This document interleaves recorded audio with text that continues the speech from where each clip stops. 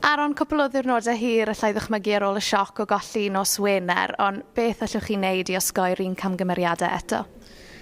Rwy'n ni'n siomedig iawn gyda'n perfformiad. Rwy'n ni bach yn agor yn y gêm, ond ni'n edrych ymlaen nawr i roi mewn perfformiad a bydd y canlyniad yn edrych ar ôl ei hun.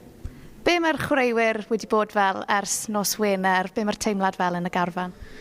Unwaith eto, ni'n siomedig. Mae boes di bod bach yn i lawr, ond mae yna siawns nawr i ni i roi pethau'n iawn yfory.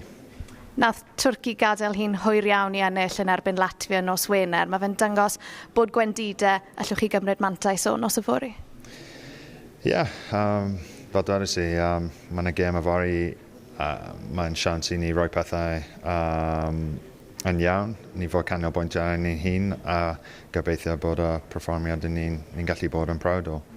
Y peth da yw mae'r gêm yma wedi dod o gwmpas yn gyflym iawn. Pa mor benderfynol i chi gael canlyniad positif nos yfory? Ni ddim ond yn hanner ffordd trwy'r group stage, so mae yna pwyntiau i ennill a bydd yfory yn dim gwahanol i hwnna.